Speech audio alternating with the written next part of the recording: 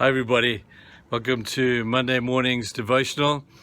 We've been discussing and studying the name of God, Jehovah Shalom, which means the Lord is my peace. It was a name that was given to God by Gideon, who at a time of real perplexity found that God was his only real legitimate source of peace. And I'm really hoping that we're going to find the same thing. But we've been looking at what the peace of God means in association with peace with God. And we've been talking about how you can have peace with God and not necessarily having the peace of God. So far, we have said that we can lose the peace of God, even though we may have peace with God, which means that we're believers, at the point of two things so far. We said we lose the peace of God at the point of sin entering in our lives, at the point of unconfessed sin. When sin walks in the front door, then we find that the peace of God moves out the back door. Where we confess the sin, then the peace of God moves back in and sin moves out. It's basically as simple as that. There is no peace while there is a sinful habit or something wrong that is affecting the relationship between you and God, that is affecting the relationship with other people. And then we said, secondly, that the peace of God can lose at the point of the externals of our lives being in disarray. And we looked at all the different things that could happen when they become in disarray. But then we looked at a couple of individual things, and they all began with a D. We looked at issues like discouragement. You can lose the peace of God at the point of deep discouragement. You can lose the peace of God at the point of deep disappointment. And disappointment with people and disappointment with the world can lead us to a place of sometimes even disappointment with God.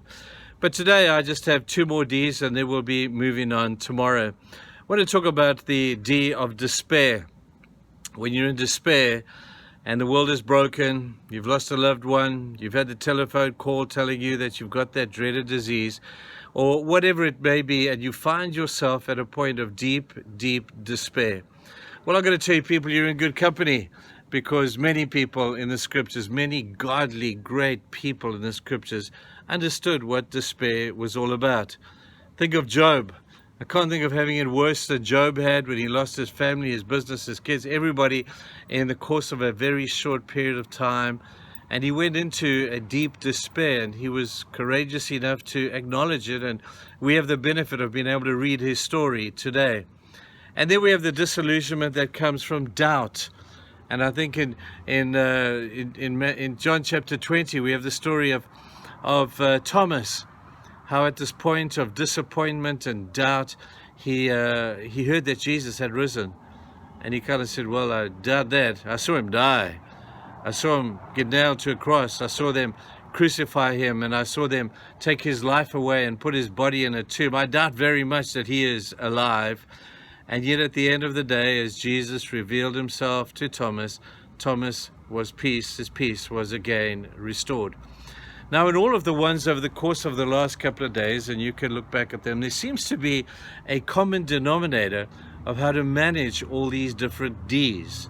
And each one of them is managed by the acknowledged presence of God.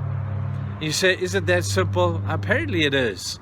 That when we acknowledge the very real presence of God with us, no matter what despair we're suffering, no matter what doubt we may be in, no matter what disappointment we may have experienced, we will understand that the presence of God makes all the difference. Well, might I correct myself? The acknowledged presence of God is what makes the difference. You see, we talk about the presence of God, and it kind of glibly rolls off our lips because we were taught this at Sunday school, that there is nowhere where God is not. And so we have no difficulty understanding or thinking that God is with us. But there is a very real place to understand the acknowledged presence of God, especially when you're suffering one of these awful Ds, as we have been calling them. The acknowledged presence of God at a time of doubt. That's all Thomas had. And when Jesus appeared to him, he said, Thomas, you need some peace. My peace I give to you. And Thomas doubted no more. And he declared, my Lord and my God, you are here. You are with me. Despite my doubts and my frail thinking, you are here. And he acknowledged Jesus' presence with him. At the point of despair, also in that same chapter, we have Mary in the garden. And she's weeping at the tomb of Jesus, saying, Jesus, you are not here. Jesus, I have lost you. And she sees the gardener and asks the gardener, where have you placed him? And Jesus calls out her name, just calling Mary. And she knew that she was not alone. She knew that Jesus was there. So today, as you go through today, think about these things. I don't know what situation you may be in. People are going through some really tough times right now with bereavement and illness and tragedy and business going down and all these kind of things. Won't you today acknowledge the presence of God? Don't just talk about it.